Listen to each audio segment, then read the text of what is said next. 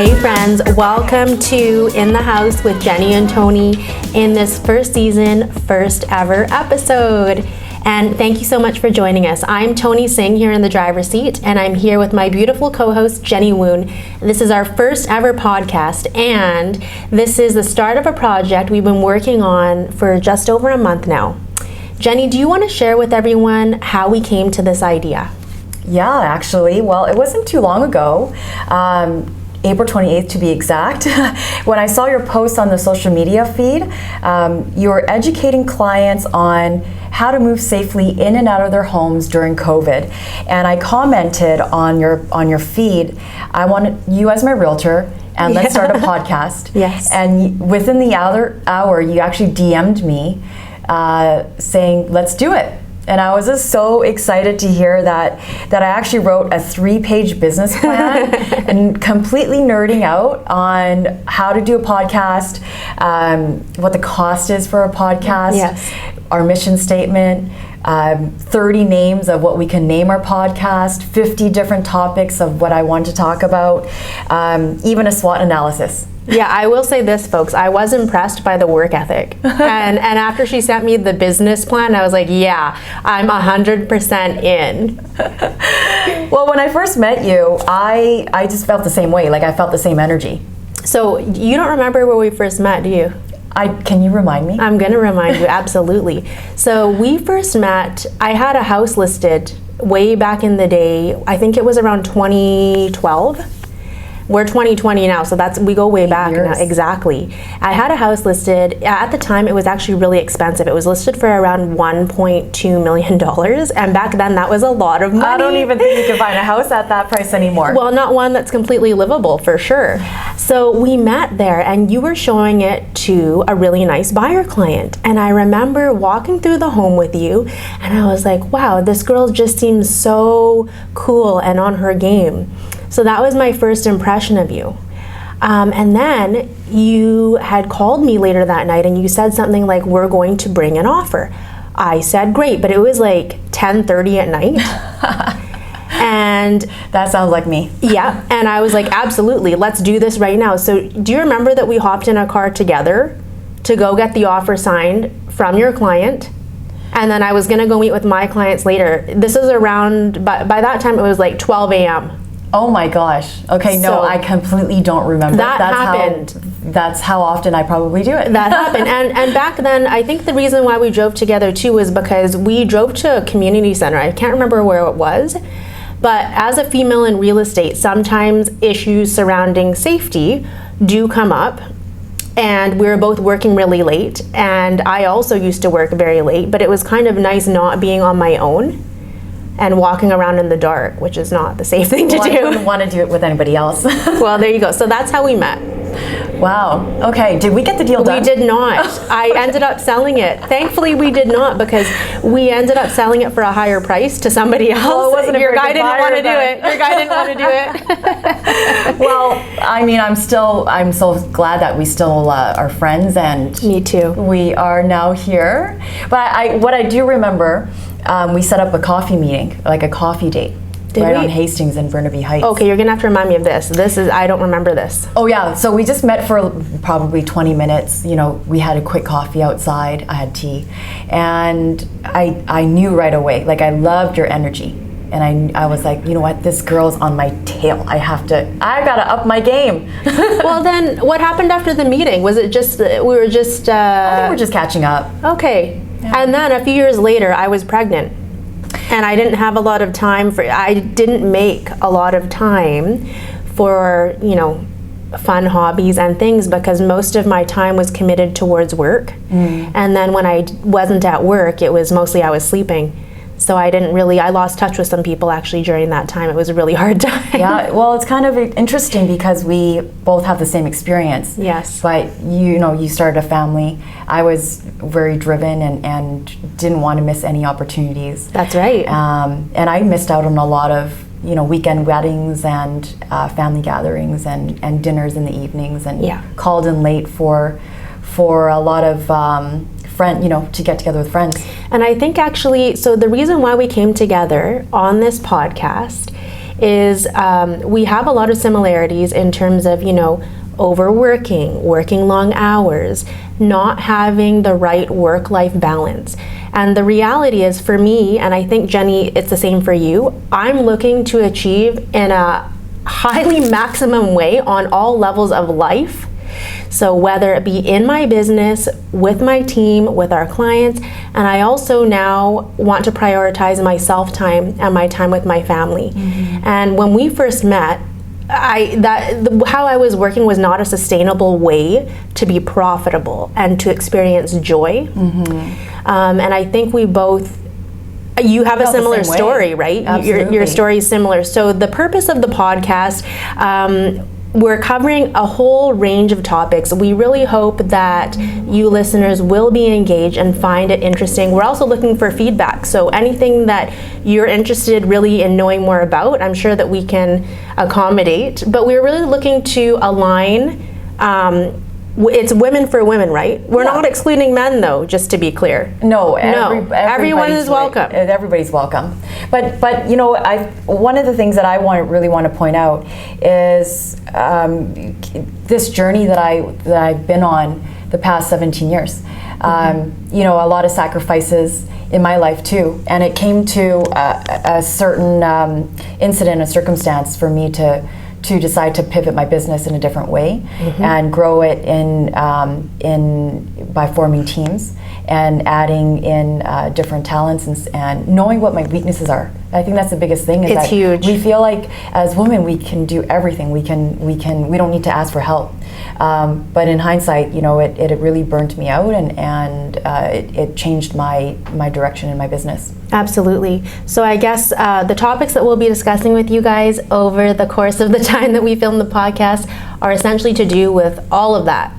And we're going to be giving really interesting tips. Lots of tips, lots of business tools. That's right. Some actionable strategies that you can implement in your career and in your business. Yeah, because we want to see people thrive, right? Absolutely. I mean, that would be the overall goal. We want to empower them, and be successful in their own way, however it looks like for them.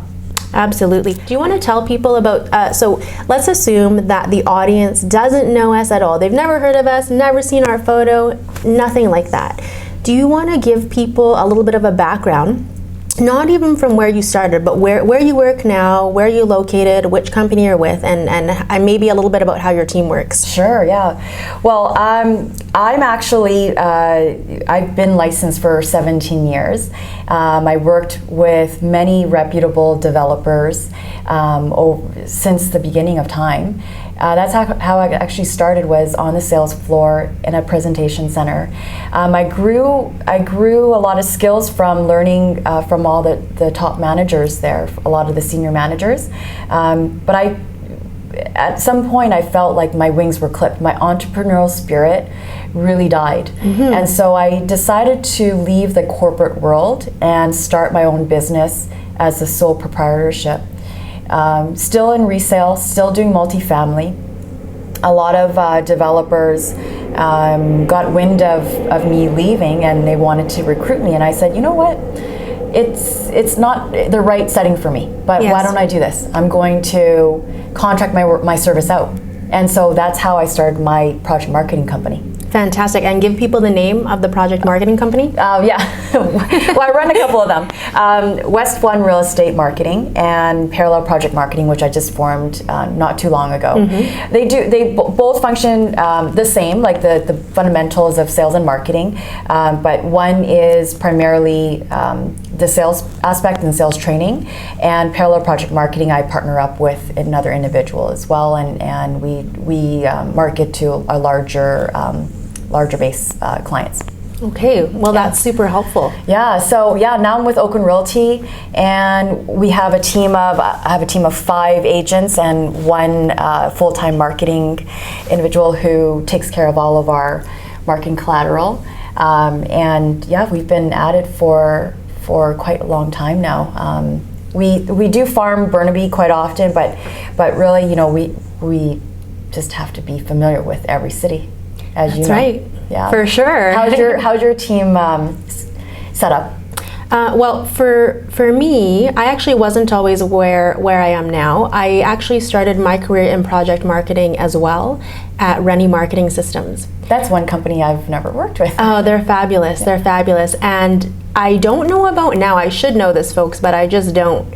I know at one time they were the primary marketing firm in North America for new development.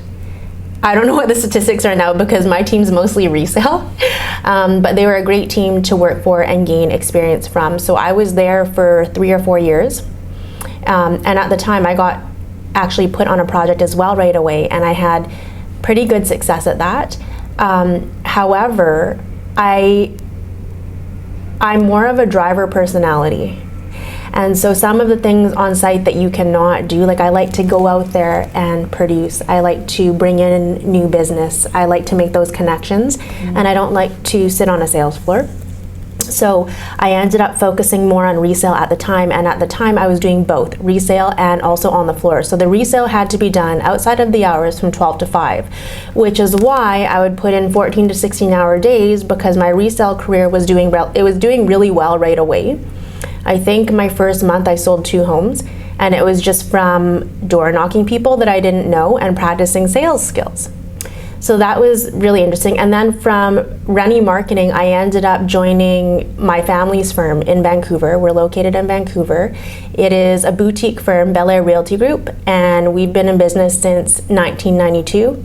A lot of people probably wouldn't know who we are because we've kept it boutique on purpose, and we have a lot of experience selling resale homes across all product categories in Metro Vancouver. So lots in Vancouver, a lot in Burnaby as well, but as you know, as a real estate agent, we go all over. All over. I have to say every agent in your office is incredible to work with. Oh, that's wonderful. Yeah. I'll let them know. They're so great. But we really function as a family there. So it's very rewarding seeing everyone succeed. And I'm really looking forward to what the future holds. We've been working on some things from a team aspect actually right now that I think are going to set us up even more abundantly over in the next couple of years. And actually, the COVID stuff was interesting too, because we're obviously filming this, what are we, June 4th, 2020? So that was an interesting time to refocus on what's important for life, how you want to run your business, what kind of team members you want to work with, and what the goal is for the short term and the long term. So that was actually a really great time for us to refocus on our business, and we look forward to sharing some of the things that we're working on with you guys who are the audience relatively soon. Yeah, do you have one thing that you shifted in your business from this COVID situation? Yes, it's very interesting, and it was actually, so we've moved most of our business virtual. Now it sounds funny, right? It's like, well, how are you going to sell homes virtually, or how do you meet with clients virtually? Because you still want that personal element, which relates to customer service, but 75% of our business, I would say, has moved to virtual. So in a variety of things, marketing, staging, conversations with clients, showings, and we do still go out in person, but I've actually found that with the changeover to virtual has afforded us more time to complete more tasks during the time, right? Because you're not actually having to commute to different locations, and when you are, we do it very strategically so that we have more time to get things done throughout the day, if that makes sense. Yeah, what I found was in my project marketing experience, we've always been online and added that virtual tour element. What I'm really happy about is in resale, it's almost like a common practice or a standard now to have it on every listing. So the point is, providing accurate information to the end user because they're searching online, they're shopping online, and we want to be able to provide information that is accurate and that is an ability that transfers to when they actually walk through the home. And so, yeah, I'm actually really happy that everybody's kind of implementing virtual staging, Matterports, and virtual tours. Well, I think like in any business industry, it's very important to go with the times. And when things change, you kind of have to be like the ocean, you have to change with it, right? Or like, I guess something, I don't know, that was a terrible analogy, but like something in the wind, a flower in the wind. So we've done that, we're feeling really good about it, we're excited for the future, and yeah. Well, I mean, I think that kind of explains a little bit about you and I, and we want to hear from the audience, and we want to know what you are wanting to learn about or master on your skills, and we want to hear your feedback. What do you think? There are so many fun topics, folks. We're having a hard time deciding. So many fun ones, and we can go into these topics in deeper levels. So yeah, definitely get in touch with us and let us know what you're wanting to learn more about for yourself or for your team. Send us a DM, or if you're listening to our podcast, take a screenshot and tag us, and we'll be sure to share your story. Thank you so much. We'll talk to you soon. Thanks, guys.